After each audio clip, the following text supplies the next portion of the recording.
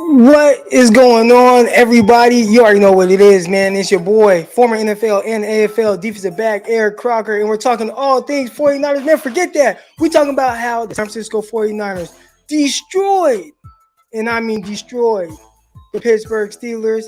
Listen, we're going to discuss all the things that I was worried about or had questions about or doubts about. But I think the San Francisco 49ers in just week one answered a lot of those questions.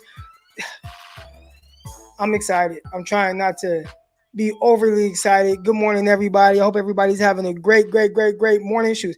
I am, man. I got a workout in. I came home. I took a shower. I cleaned the kitchen, which I have to because y'all can see the kitchen behind me. Daughter got ready, all that. I'm feeling good. Make sure if you haven't already, subscribe, subscribe to this video. Yeah. And if you haven't already, man, Underdog Fantasy. I'm not gonna lie, bro. We were 0-4, and we were close to collecting $400. But Shador Sanders, he threw 2 touchdowns. I needed him to throw 3. If he throws 3, I hit for 400, and I have a great weekend. Instead, I probably blew about $100. All right, so that's unfortunate. But if you want to get in on action, Underdog Fantasy promo code Crocky. I think today I'll give away a $50 free. We didn't do it last week, so I'll have somebody in here today. If you are signed up with Underdog Fantasy, if you're not, go ahead, do it right now. Use promo code Crocky. They'll double your deposit up to $100. All right, but if you are, which hopefully everybody in here is, you feel me, all that good stuff.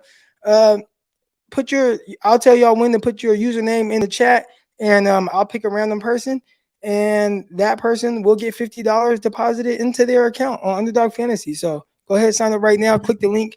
I think it should be in the bio. You can click the link and just make sure you sign up with promo code Crocky. Anyways, what the San Francisco 49ers destroyed, dismantled, beat down on the Pittsburgh Steelers 30-7 in their house. You don't let I listened to Primetime, and I should have took that soundbite when he talked about how you don't let somebody go into your house, in your hood, on your street, on your block, and just do whatever they want to do. And that's exactly what the San Francisco 49ers did to the Pittsburgh Steelers. I didn't expect that. And I had somebody, I don't know if he was trolling or not, but he definitely was upset. Called me had clown takes and stuff like that. But he was definitely upset because he's like, oh, you don't believe in the 49ers. And it's like, I do believe in the 49ers. You know what I'm saying? But hey, do I believe that the 49ers go undefeated? Absolutely not. Did I believe? And I mean, shit, it looked like I was wrong. All right. But did I believe that, man, Pittsburgh, like, they're coming. Seattle, they're coming. Seattle ain't fucking coming. I don't know what the hell that was yesterday playing against the Rams. All right. But I'm like, oh, man, Seattle, like, it looks like they coming, they playoff team last year. I don't know. Now, listen, we don't want to overreact too much. We don't want to overreact too much to week one because just weird things happen. I mean, we saw that last year with the 49ers. They lost week one for various reasons to the Chicago Bears. I don't think that was any indication of how their season was going to turn out. Obviously, went on a hot streak at some point in the year and finished strong, but it went like 13 games. Okay, so week one, weird things happen. There are some weird losses. I'm not going to just say every team that whatever happens week one, like, that's who you are. Whether you lost, it's like, up, hit the panic button. Whether you won, up, you're the greatest, going to the Super Bowl. All right, but with the 49ers, it's a little different. And I'll explain why. I tweeted out that sometimes Peacock and I think for sometimes 49er fans, they don't understand this part about it. All right. Before anything else, like before being a 49er fan, I am a football fan. I love football. I had people in the Locked On 49ers YouTube comments saying, Croc's distracted. Like, you need to be focused on the podcast. And it's like, bro, my bad. We were recording at the same time that Jimmy Garoppolo, and I can see my TV right here. Jimmy Garoppolo was driving, and I was intrigued. What's Jimmy G gonna do? So I'm recording the podcast, but I'm also like, what's Jimmy doing? All right. And Jimmy did a lot of what I expected him to do, which was throw an interception in the red zone, make the win a little bit more difficult than they have to be, rely on the defense to get a stop. They did, and then he's going to do the rest and close out the game. Like, to me, like, that's what Jimmy does. They got the full Jimmy Garoppolo experience in the game one. All right. But I love football. I love watching football. So when I talk about the 49ers, I just talk about them not from the perspective of a fan. And obviously, like, I am a fan, huge fan. I was on the New York Jets. I had a 49ers phone case, okay, with the Jets. I remember Crabtree, he ruptured his Achilles. And I'm like, oh, man, like Crabtree ruptured his Achilles. And they're looking at me like, so what? And I'm like, oh, my bad. I'm a 49er fan. All right, so clearly, love my 49ers. But I'd be doing y'all a disservice if all I did was point out just how good they are, which they are a very terrific team.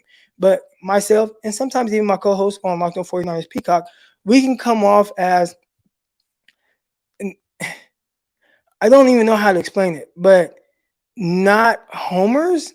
I mean, I like, because there's homer. I don't want to say like, oh, I'm a homer. All right. I want us to win everything. Like, if you would have seen how I was at home, like cheering yesterday.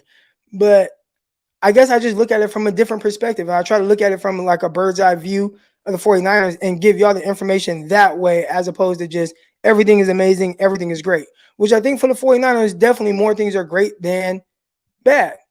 And as I viewed them heading into the season, I had question marks. I think a lot of those questions are starting to get answered, all right? I had some question marks. So let's talk about it. Let's start diving into all that. All right. I appreciate everybody's in the chat right now. I love all y'all. Hope everybody's good. I saw the flames and everything going up. So, I think the vibes, the vibes are high after a 30-7 victory over Pittsburgh. A game that, I talked about it on Bleacher Report when the schedule released. I'm like, I don't like the 49ers in that game. People are like, you don't like the 49ers? They're going to throttle them. And I'm like, the respect I have for Mike Tomlin as a head coach, I didn't think that he would let somebody come into his house and push him around. And I was completely wrong. And it was clear right away.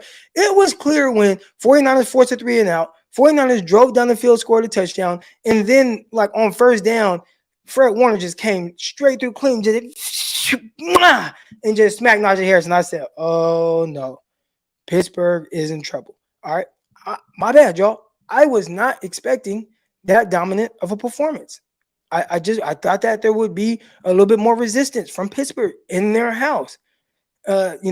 Week one, they're riding high. They had some momentum from the preseason, and preseason doesn't matter, but they were trending in the right direction. Like, they were executing, they were doing things. I thought it would be more difficult. It wasn't. My bad. All right, my bad. But let's talk about some of the questions I had with the 49ers. And the way I view this team is a team that is damn good. The expectations that I have for the San Francisco 49ers are that of a team trying to win a Super Bowl, potentially, going to the NFC Championship game. Like, I know they are that. How are they going to get over the top? Like, so I can come on here and talk about all the areas that the 49ers are great. But I think you guys already know that. Right. So I try to put a different spin on things, not so much to pick out the bad things, but to talk about areas where it's like, you know what, keep an eye on this, keep an eye on that. Let's see how this works out. Man, this is going to be a good matchup. Let's see how the 49ers combat this. Right. Like, I try to look at it from that perspective. Last week we did I have it right here still in my notes. We did the key matchups, and it was like TJ Watt versus Colt McKivitz, Shanahan versus Minkah Fitzpatrick, Terrell Austin, the defensive coordinator, versus Christian McCaffrey, Deebo Samuel, Alex Highsmith versus Trent Williams, George Pickens versus Deontay Johnson versus Travis Ward and Ambry Thomas. Like, it was like I had like these keys to these are the things I want to look for, and most of that shit didn't even end up being an issue at all. Maybe obviously TJ Watt. All right, but I also have some other things that I wanted to see.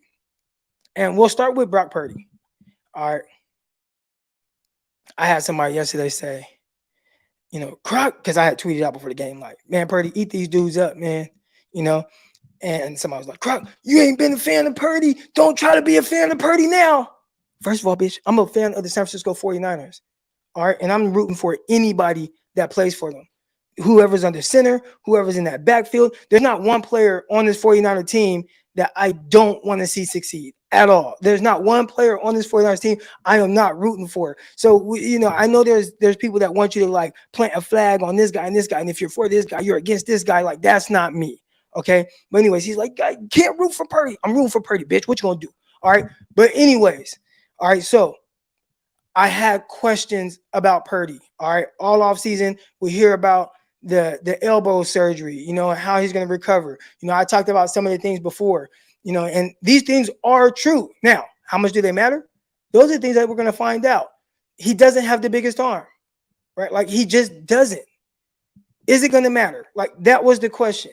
Moving forward, when teams start to kind of really identify, hey, these are the things that he likes to do. You know, he likes to hit these areas of the field. They're looking at it. They're viewing the film. You know, how are they going to take those things away from him? And if he does, like, then how do you know, what's your changeup? You know, okay, you got your fastball. Your fastball is getting the ball out your hands quick, understanding where everybody is. He goes through his reads very quick. I think it was like his second throw of the game. He was about to throw a quick out to Brandon Aiyuk.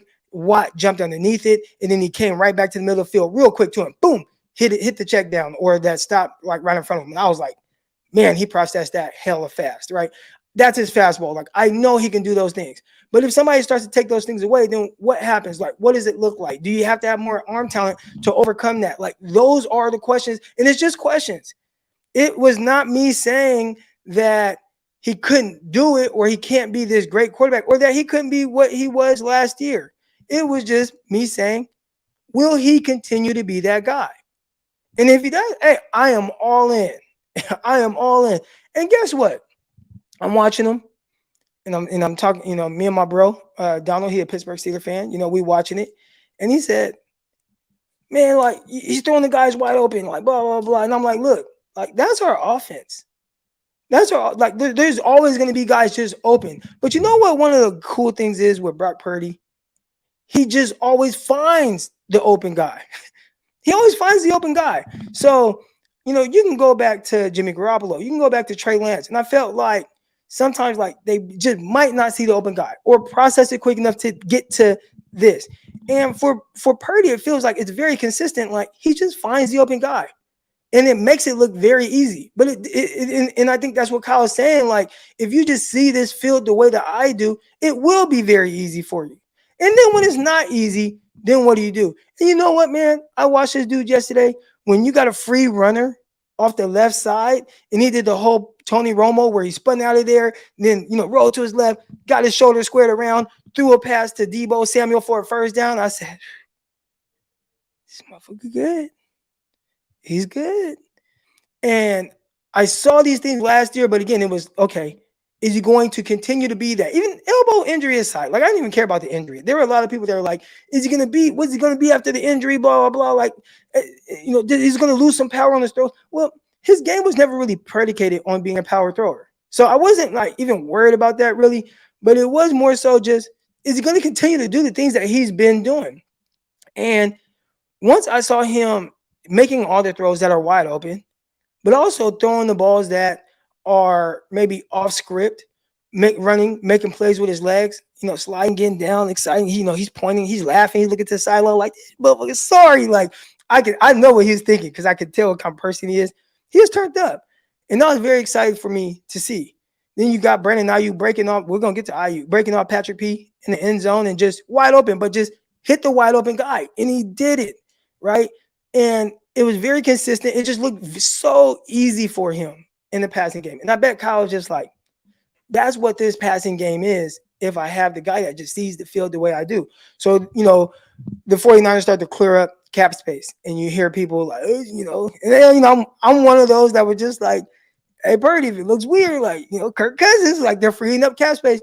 They don't need Kirk Cousins. They do not need Kirk Cousins.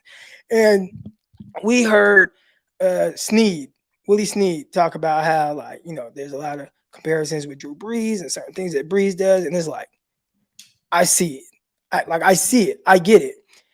And, you know, when you compare guys to Drew Brees and, you know, Tom Brady, for every Brees and Tom Brady, a guy that's supposed to play like them, is hard, like, right? Because what's the in between? There's not much in between. It's like Drew Brees, Tom Brady, Hall of Fame, and then I don't know, Taylor Heineke, right? Where it's like, is he a starter? Is he not? Like, is he struggling? But the more I watch Brock Purdy, the more I'm saying, like, he is not closer to those guys in the sense of their careers, but just the way that they won on a very consistent basis. Like I'm seeing that, and it's damn good. So again, I want to continue to watch Brock Purdy, but I was very, very, very excited, convinced that he's the guy. He's the guy. And I saw some people on, like, well, hey, I see why they got rid of Trey Lance, and it's like, well, yeah, they were always going to get rid of Trey Lance for Brock. But I do get from Kyle's perspective, if you can just do these things, I don't need you to make. I saw a throw from Matthew Stafford yesterday. It was like this sideline throw, and he kind of like, I don't know, he kind of like threw this ball, and I'm like, who the hell is he throwing it to? And then like you see this guy crossing, and it goes past him, and you see another guy, and it goes past him, then it just goes to the perfect spot on the sideline, and it's like, you probably won't ask Brock to make that throw, and I won't even expect him to do that. But man, he had a nice layered throw in the game over the outstretched arms of a defender, like near the red zone. I'm like, man, like that was good. There were a lot of good things that he does, and he is so consistent at it. All right, like he is so consistent at it. So it was awesome to see how he plays. I see in the chat, Gary Cerna says, we just need to temper our expectations. No one is perfect. He will make mistakes.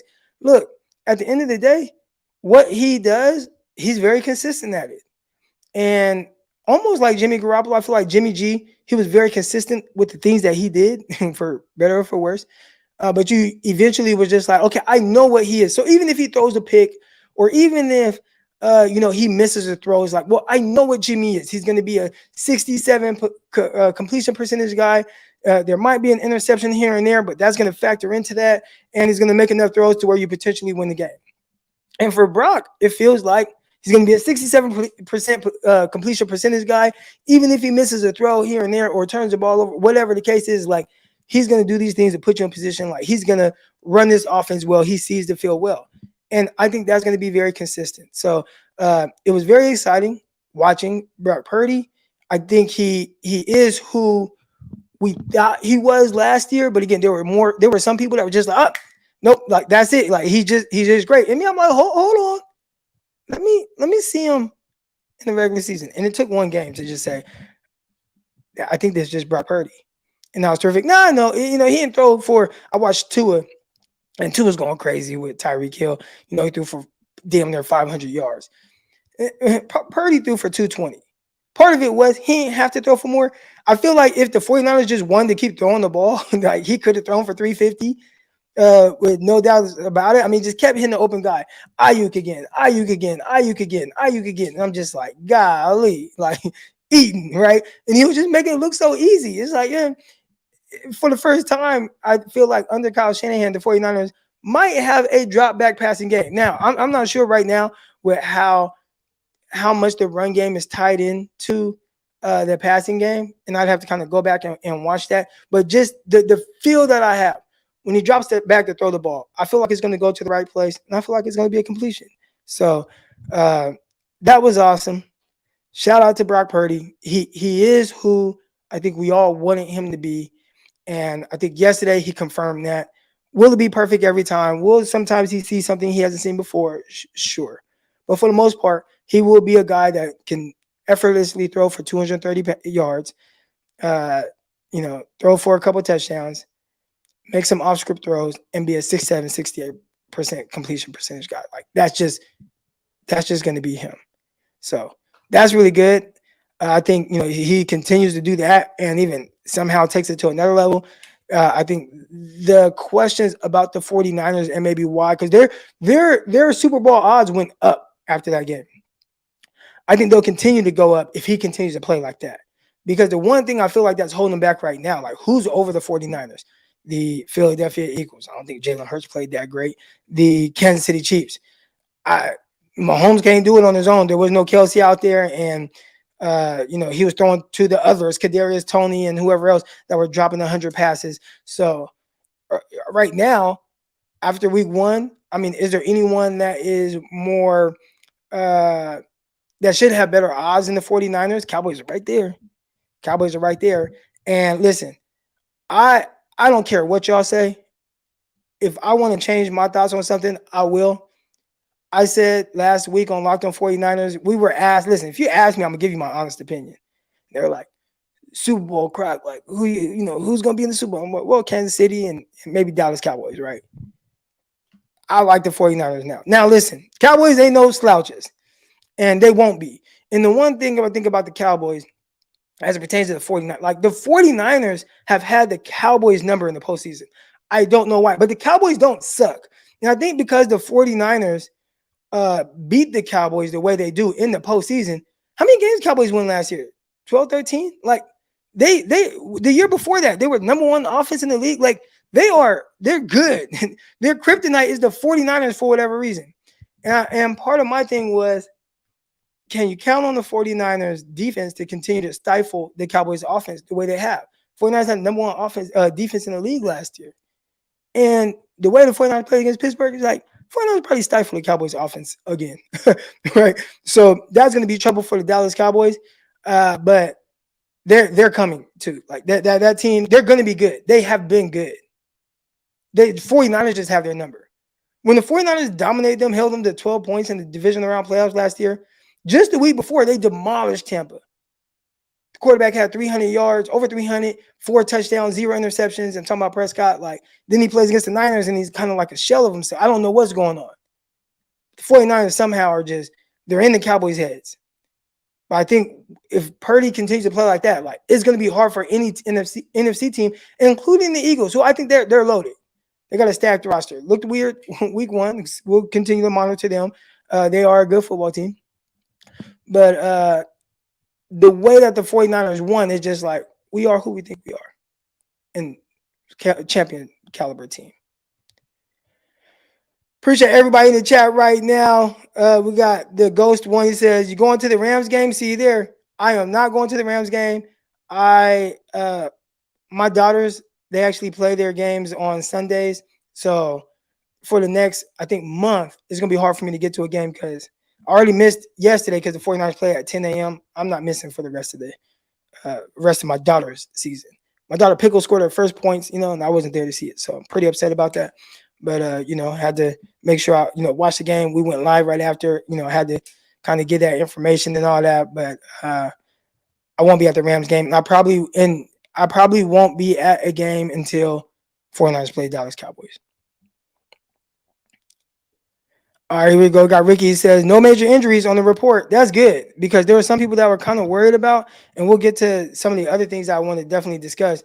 But, yeah, that is definitely good. That's definitely good. All right, here we go.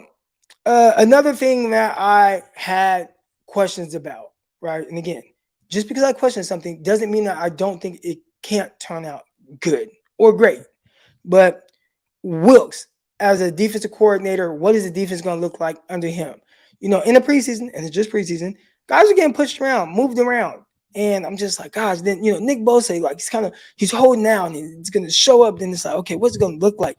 And I knew a big part of the 49ers defense being successful was going to be predicated on the development of Drake Jackson. What was that going to look like?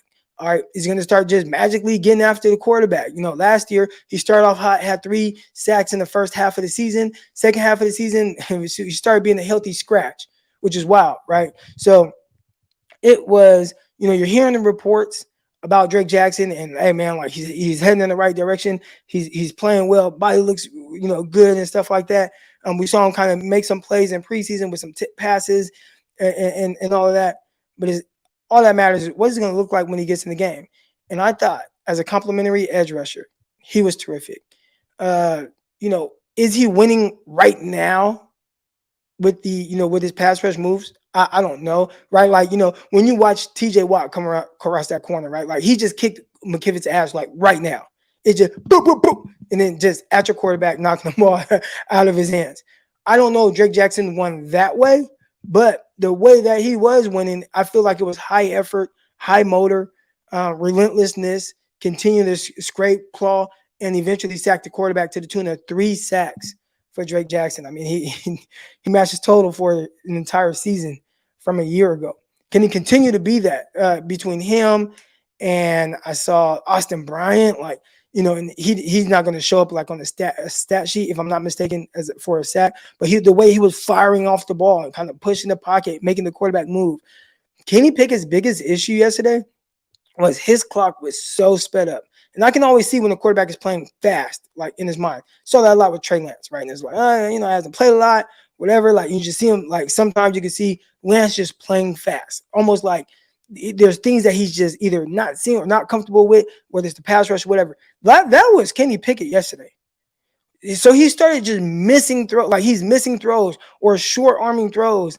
And that was due to him, like that pass rush. Like I feel it. And this wasn't Bosa's best performance, right? He still did some really good things, forced some holding calls, beat some guys. I thought he showed up in the run game, getting a couple stops there. He got pushed around a couple times. He got pancaked, and I actually noted it by Darnell Washington, the rookie out of Georgia. I mean, he just flat out pancaked Nick Bosa, and I'm like, that I don't think I've ever seen one guy just manhandle Nick Bosa the way that Darnell Washington. It wasn't a double or anything. It was just a and just like dipped him. And I was like, yeah, it's impressive. Now, Darnell Washington's a big ass tight end. I mean, he's 6'7", 270 pounds, whatever he is. He's a huge tight end. But yeah, he pancaked Bosa. I'd never seen that. So Bosa still kind of, getting his feet underneath him, working against another person. Like this was the first time he truly went 100% against another person. And you could see it at times. But overall, man, I thought he did a really good job, pushing guys into the quarterback's lap, making the quarterback have to move off of his spot. Again, I thought between Bosa and really the entire defensive line. Hargraves got in there late with the sack, but they consistently made him very uncomfortable. And by him, I mean Kenny Pickett. So it was great to see that Kenny Pickett was uncomfortable throughout the entire game. And even when he was comfortable, he was still uncomfortable because he was playing so sped up, which led to misses. And we saw that really throughout the game. So that was cool to see the defense, which I didn't know what it was going to look like. I didn't know how they were going to attack, but it looked like the 49ers defense. Fred Warner leading the way, just flying around, taking guys' heads off. Dre Greenlaw, like being himself, flying around, taking guys' heads off, being chippy. Talano Hufanga, tip ball, guess who's there? Johnny on the spot. Hufanga, of course he is. Playmakers are always in position to make plays. Of course Hufanga is there, right? And one of the things I was worried about prior to the game, which was the vertical passing game of the Pittsburgh Steelers. I saw them stretch the field, and I'm like, man, 49ers don't have guys that really like turn and run well. Don't have the freakiest guys. You got these guys that can make terrific catches, which Pickens almost got Ward on that like 360 one hand snag, and then like feet were it was that close, right? But incompletion. And my guy Tim McDonald, shout out to Coach Tim McDonald, said long foul ball. That's what he calls those. Long foul ball. Yeah, you hit it back. Oh, it goes foul. Yep, that's what happened. All right. So it was good to see how the defensive backs played for the most part. I know there were a couple penalties that aided the only scoring drive by the Pittsburgh Steelers, two of which by Diamado Lenoir. One was the late hit on Najee Harris, which was weird because it's like he goes airborne and then you like drill him after he's airborne. That sucks. Now the other one was ticky-tacky. If they would have called holding, I'd have been like, okay, I get it. If they would have called pass interference, it's like, okay, I get it. They didn't call either one of those. They called illegal contact. And just so y'all know, first of all, illegal contact, that's something like newer. That rule was implemented over the last, 10, 15 years, however long it's been. But illegal contact wasn't something that like has always been around. Matter of fact, they don't have it at the college level. They don't have illegal contact at the high school level. So college and high school, you can actually chuck a guy all the way down the field until the ball is thrown. All right. Now, the rule on illegal contact is within 5 yards. So if it's within 5 yards, you can get hands on guys. Once it's past 5 yards, you can't. Well, the Pittsburgh Steelers were lined up at like the 7-yard line. He made contact at like the 4 and 3. Like we're talking about 4 yards from the line of scrimmage. He makes contact, hits the guy, lets go at around 5 yards, and they call illegal contact. That's BS. So I know a lot of people were, really hounding Lenoir for the two penalties. The late hit one, I get it. Like, yeah, that's late. The one near the goal line, that was BS. And I said at the time, like, if you're calling it illegal contact, that's not illegal contact. You want to say holding? I'll give you that. You want to say pass interference? Okay, even though the ball wasn't thrown yet. But illegal contact, that was BS. Shouldn't have never been a call. It was stupid. And it helped the Pittsburgh Steelers score a touchdown. Okay. All right, here we go. Next thing I wanted to touch on was Brandon Aiyuk. Okay. Brandon Aiyuk has been anointed as the 49ers wide receiver one.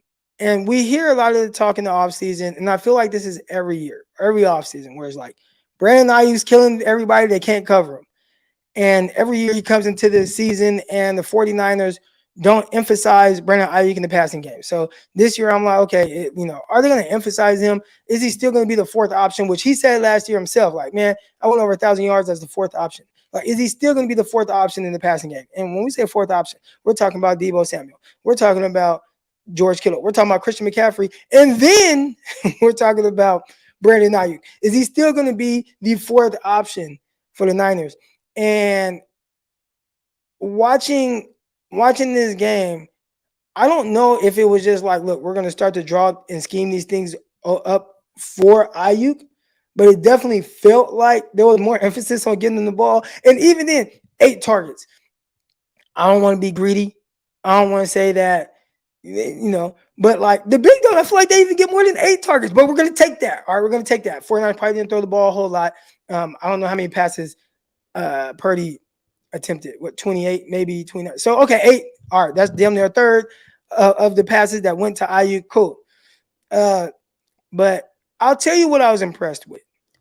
I always check things off, right? Especially as it pertains to Aiyuk and being a true wide receiver one. We look around the league and there are guys that when you say he's a wide receiver one, it's like he gives me everything.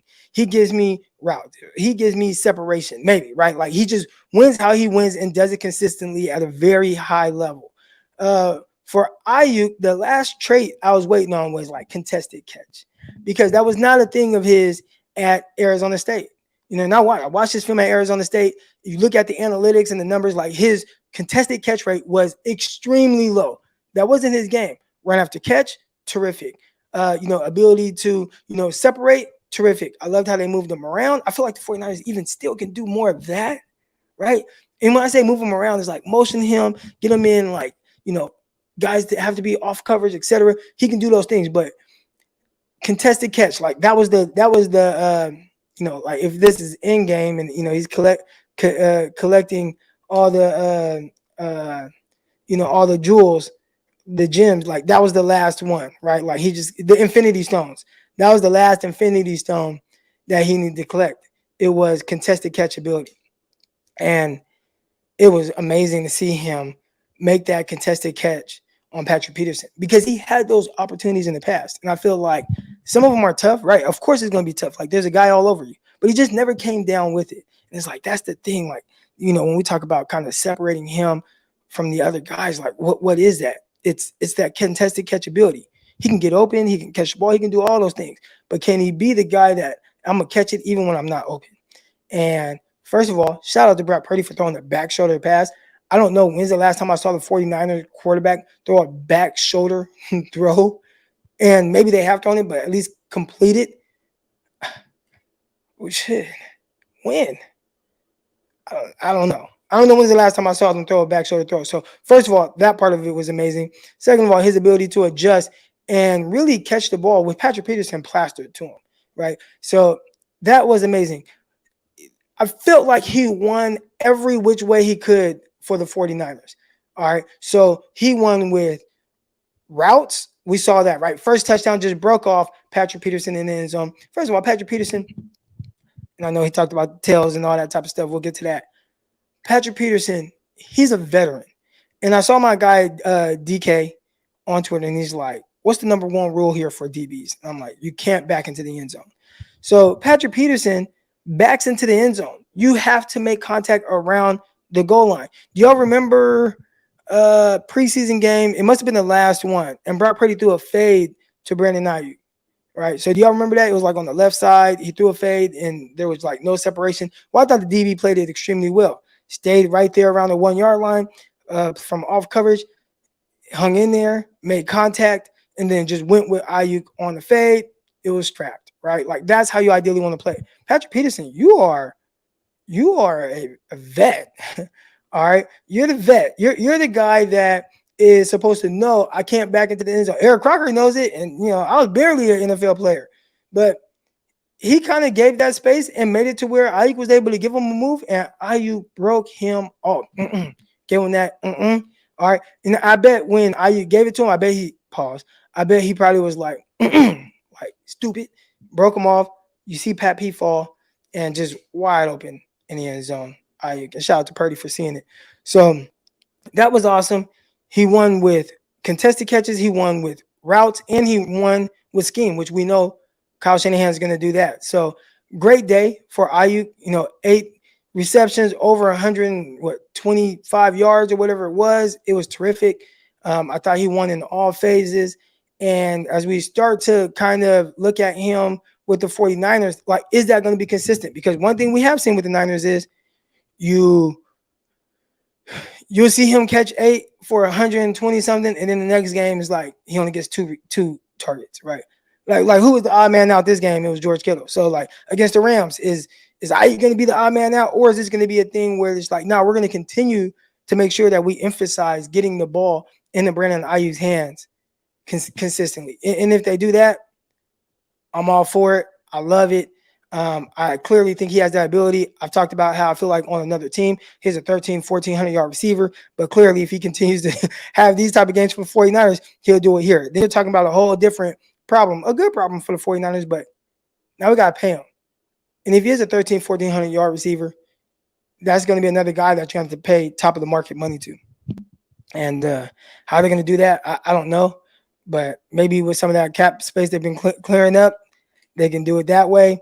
Or there might be a casualty, maybe an Eric Armstead, which I think with the run game, I was a little like, sketch the run defense. And they were like, nah, Croc, you got nothing to worry about. They stuffed the run. So that was terrific. I think they gave up like one carry that was like 20 yards. But outside of that, they were terrific against the run. Something that after preseason is like, is it going to be an issue? It wasn't an issue. It wasn't an issue. So anyways, shout out to Brandon Aiyuk. Now, keep that going. Like, I think the numbers, like for Brock Purdy, like those won't fluctuate too much. Like that's going to be around the same.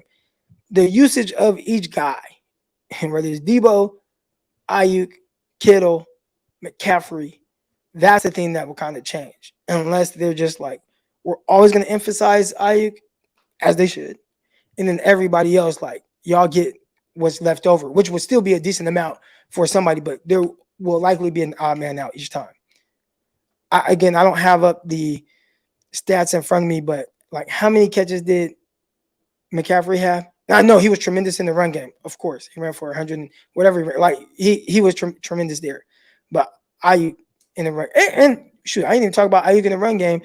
Big runs a lot of times don't happen without receivers blocking very well down the field. And Aiyuk just pancaking a defender and then continuing on and trying to block another guy. I saw Ray McCloud race across the field to go block a guy, 50 yards down the field. When we talk about the 49ers and winning football games, that's why. When we talk about the 49ers and why they're so good, that's why. Because of that type of effort from the receivers. Like, those are guys bought in. And for everybody that has had, just things to say about Kyle Shanahan, me included, I think he did some things that are weird. Clearly, his weird methods have turned this roster into guys that play winning football. So it's like, Croc, shut the hell up. Let me do my thing. All right. You might not agree. I have always agreed that he's a terrific coach. So I guess I'm not surprised that he's done that. There's certain things where I'm like, why does he do that? Or why did he do that? Well, he's like, Croc, this is why. So shout out to really both coaches, the defensive coordinator and the head coach. I think they did a terrific job. The fourth thing that I was kind of like, okay, what's this going to look like? McKivitz. I put in here McKivitz, Watt dominated, but it's Watt. So like, that's what I put. So I'm going to give McKivitz a mulligan. I'm not going to say that he's going to be an issue all season long, but I will just, I'm pretty sure we all will continue to monitor it. Now, regardless of the 3 sacks that Watt had, 2 forced fumbles, gosh, I mean, luckily that game wasn't closer because those are game changing.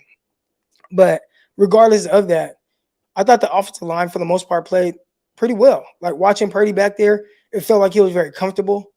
I didn't think that his clock was sped up at all. So he had time. It was just on those reps, he didn't. And it was Watt that was coming across the edge. We got Harold. He says, shout out special teams. Special teams punt unit, special teams field goal kicking unit. I think they were terrific. Special teams kickoff coverage was poor. That was poor. So, again, I thought the 49ers played very well, and for the most part, very well in most phases. But if there is an area where I felt like, damn, man, like they could really improve here, it was definitely the kickoff coverage where you have McFarland, and, McFarland was just doing kind of whatever he wanted to do as a return guy, returning it to the 30 plus every single return. I'm just like, damn, which, y'all know that's Booger McFarland's son, but he did a terrific job with the returns, and he was just kind of hitting them and getting upfield. And I just thought like they were just consistently lanes for the Niners. So how do you stop that? Just kick the ball into the end zone. Kick it into the end zone. And they did. I want to say on the opening kickoff, it was kicked into the end zone. But outside of that, like they were short, and McFarland was just doing whatever he wanted back there. So definitely something we want to see fixed. All right, I'm in the chat right now, and I see Steve M. He says Kyle schemed it up, but needs the rest of the players early and coach all 4 quarters. Oh, rest players early and coach all 4 quarters. 49ers kind of gotten in trouble with that before, like resting guys too early. So I think it is easy to say they need to just rest guys, but we have definitely seen where they kind of take their foot off the gas and then the team start to come back. And it only takes like 1 score, and all of a sudden the team is kind of back into the game. So, and I'd say in the last like 5 minutes, you can start to rest guys. And I'm going to say they put Sam Darnold in with maybe how much time was left when Darnold got in? Well, did he only get in to kneel the clock out? I think maybe I was watching the Cowboys game. They were up 40-0, and they put in Cooper Rush to kind of play the rest of the game. So maybe Kyle kind of take a page out of that. But again, that was 40-0. Who was the best player in the secondary? Oh, man, that's a great question. I'd have to, before I can answer that, Damon, I got to watch the all 22. I would say just the feel that I got, like just watching it. Again, I'm just going off of feel. I'm going off of vibes. I would say Travarius Ward.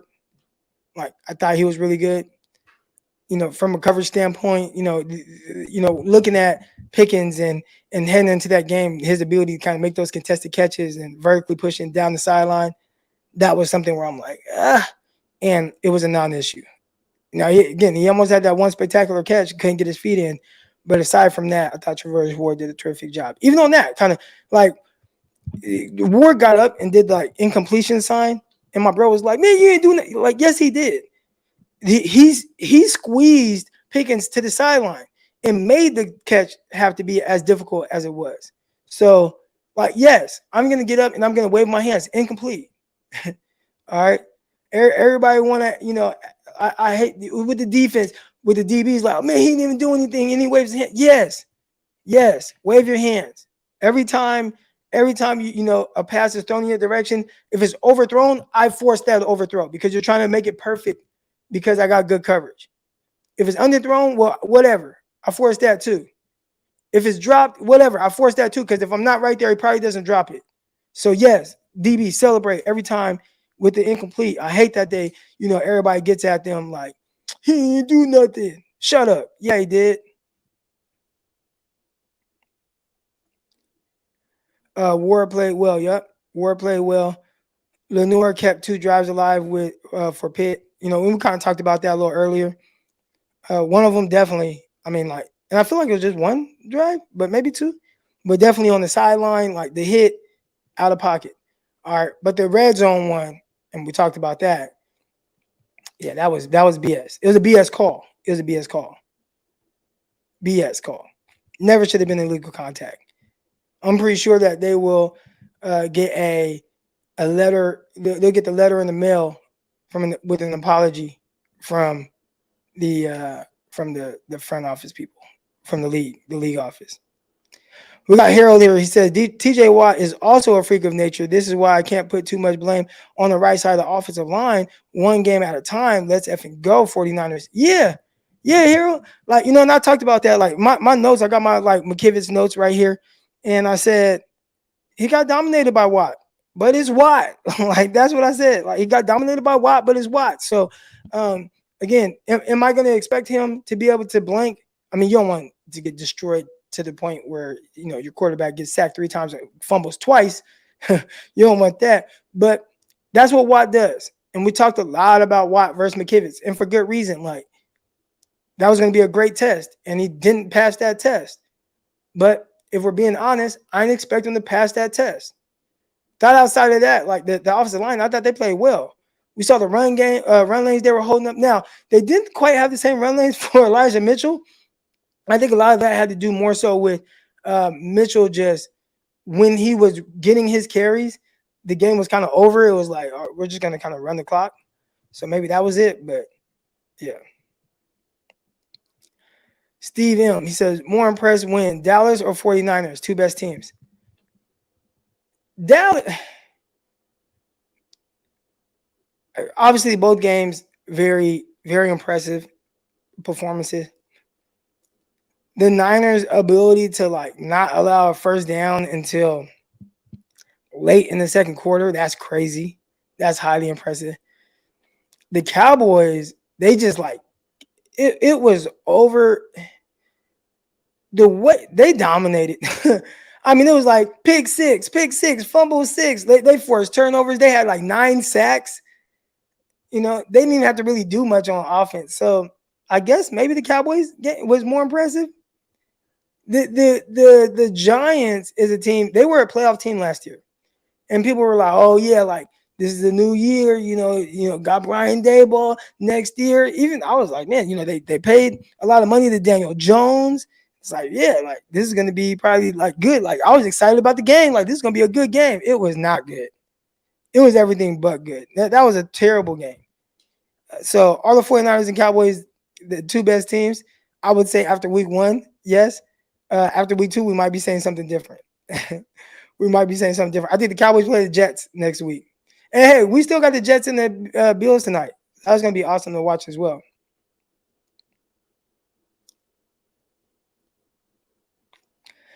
Hufunga's illegal forward pass looked illegal.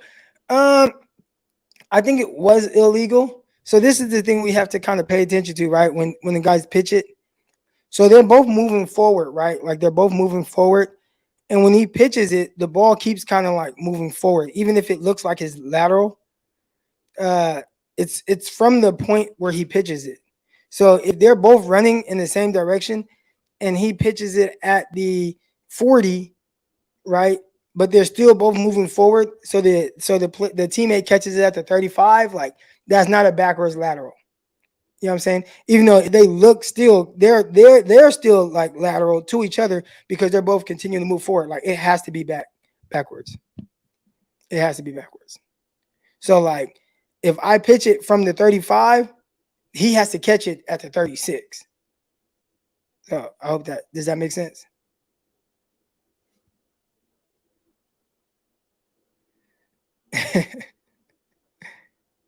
Yeah. Mike Shields says it was definitely illegal. Yeah, it was illegal.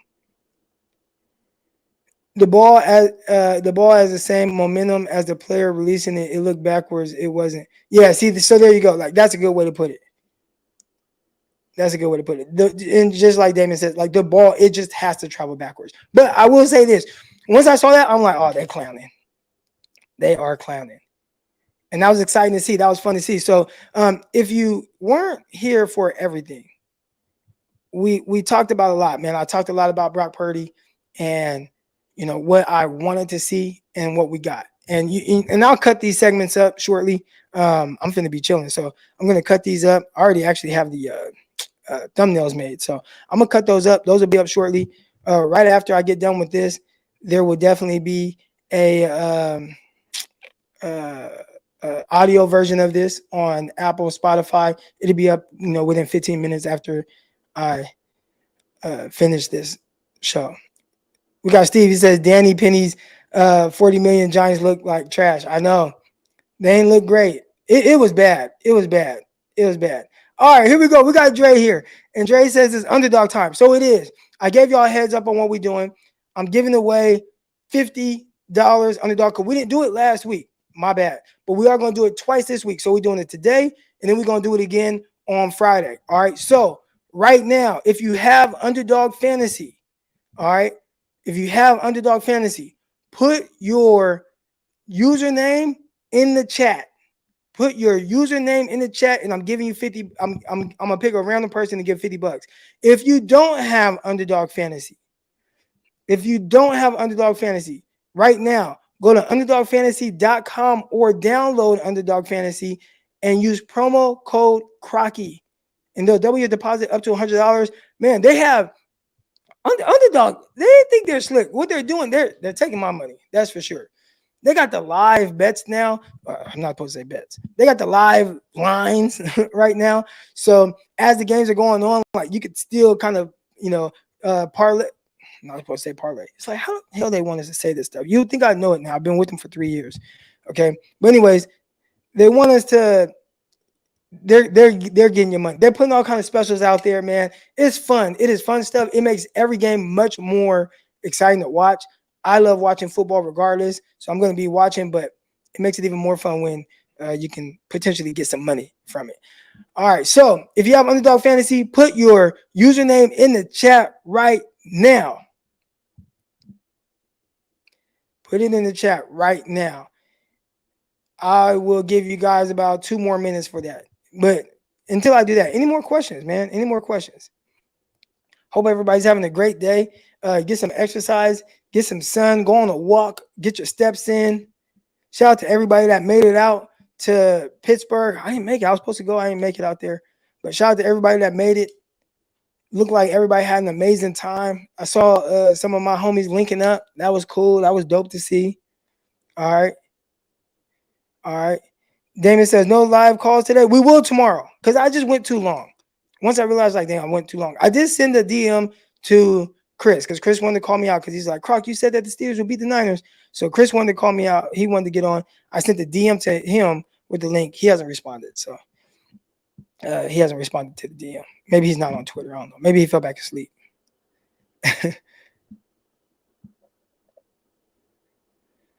What do you want the Niners to improve on going? What do you want the Niners to improve on going to my hometown, LA?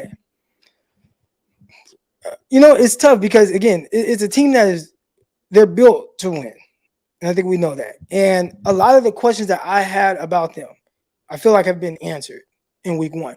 Just in the sense of, like, will these things be an issue? And I'm looking at, and there's, like, I talked about the secondary. At some point, somebody get bombed on. Like, those things just happen. All right. Like, there's going to be that explosive. At some point in the run game, they might get gashed. But for the most part, I don't see anything from this team that is going to be a consistent issue, right? There's going to be some teams that they have like this glaring weakness, and it's a weakness every single week. For the 49ers, I don't think that there's that weakness. I don't think there's that weakness. Like, what is the 49ers' weakness? So if somebody gets them, like, dang, they just got on that play. But I don't think that's going to be things that are like consistent throughout the year, where it's just like, damn, we can't do nothing with this because this person is out there. Now, I think I saw in the chat somebody asked about McKivitz, or would you go and get a veteran right tackle? And I'm like, no, like, let's keep seeing McKivitz do his thing. All right, let's keep seeing McKivitz do his thing. Okay, so it's going to take some reps. His first live action was against the Rams, and against Watt. I got the Rams. Like, I'm thinking about they edge rushers coming up. I wouldn't be too focused on how poorly he played against Watt. Will it continue throughout the year? Like, just continue to watch that. All right, here we go. I got Roscoe's coming in. Okay, and before Roscoe's comes in, I'm finna find a random person okay, a random person. All I'm gonna do is like I'm just gonna close my eyes. I'm just gonna scroll through. Then I'm just gonna click, and then I'll click, and then if that person has underdog fantasy, we'll get we'll get them going, get them right. All right, so here we go. Do do do do do do do do do do do. Oh, Harold. Up, Harold. Harold, do you have underdog fantasy? All right, if Harold doesn't, we're gonna go to the next person. Do do do do do do do. Here we go. We got Mike Shilton. All right, Mike Shilton, you are the winner. $50 coming your way. All right, and your code is, or your username is, make sure I write that down. GBUMN.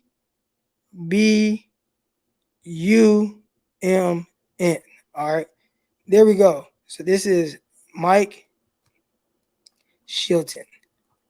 All right, so we're gonna do that again this Friday. All right, so again, Underdog Fantasy promo code Crocky. Shout out to Mike. We are gonna get that money. I'm gonna send it over to my guy. He should be depositing that at some point over the next few days, and you'll be able to play. So, shout out to you. Let's go. Let's go. All right, here we go. We got Chris Roscoe's coming on to close us out. Chris, you got 5 minutes. You said you wanted 5 minutes, so you got 5 minutes. I want to keep this show at an hour. Okay, so we're closing in on the hour. But Chris, the floor is yours. What's up, Croc? How's it going? It's going good. Are you back in California yet? No, I'm at the airport right now. I don't leave until later, but I got a lot of work to do, Yeah. But I barely got a voice right now. But shout out to the faithful. We came, we saw, we conquered. They were a lot of people in Pittsburgh was taken aback how many of us invaded their city, invaded the game. And I told them it was going to happen. It was a lot of us, Croc. I showed you some of it. You did. But my thing was this. I think everybody knows the rules of football season, which is you don't overreact to preseason and you don't overreact to week one. So I'm not gonna overreact to week one. I mean, I know the Niners are a good football team, but at the end of the day, we gotta take it game by game. But the preseason, Kenny Pickett took the next step. That's what people were saying. Croc, Me included. you said that. You thought Kenny Pickett showed some signs that he took the next step because Which is everything they were telling us, right? From him in training camp to like they were telling us in training camp, like, man, Kenny Pickett, like he's taking that next step. He looks good. He's moving forward. Like, this is awesome. And then you watch him in preseason, and it's like, well, damn, 5 drives, 5 touchdowns. Like, regardless who's like, that's good. Like, okay, maybe he is taking the right step, right? Steps in the right direction. And looked like that yesterday, though. Yeah, no, I mean, at the end of the day, this is not preseason. I mean, Eli Manning talked about it. Peyton Manning talked about it. The best experience they ever got was in the regular season games, not sitting on the sidelines, not playing in preseason. It was being thrown into the fire. So I think a lot of people overreacted. And they also overreacted to our run defense. Everybody was scared about our run defense. When I talked about it in spaces many a times, I said the Niners don't have Tashawn Gibson, who was one of the best safety defenders versus the run. The Niners didn't have Dre Greenlaw, who had 52 run stops, which was tied third in the league. And we didn't have Nick Bosa, and we just didn't have our full overall first-team defensive line. And I mean, Fred Warner, we all know what he is, playing consistently throughout the whole game, which he was a dog yesterday. Croc, I urge and ask you if you or Jesse Naylor or any of these content creators to please do a breakdown on his game yesterday in coverage, because he was a menace. He dropped the pick. He caused another. He tipped another interception. I mean, he tipped the ball that got picked off by Hufanga. Fred Warner was all over the field, and then he was a beast in the run game. Smashed Najee Harris on one of the runs to the left side. Fred was a menace out there. What'd you say? I said, yeah, he smashed him. And he actually, if you check him out on Instagram, he posted kind of like that whole thing. He posted the picture first, then he posted the play, and then he posted that chick on the plane that was like, that mother effer is not real. Yeah, I seen it. Yeah. So overall, again, I don't want to overreact. Like it's 1 week, but we looked pretty good. And I just want to say shout out to Brock Purdy. I defended him.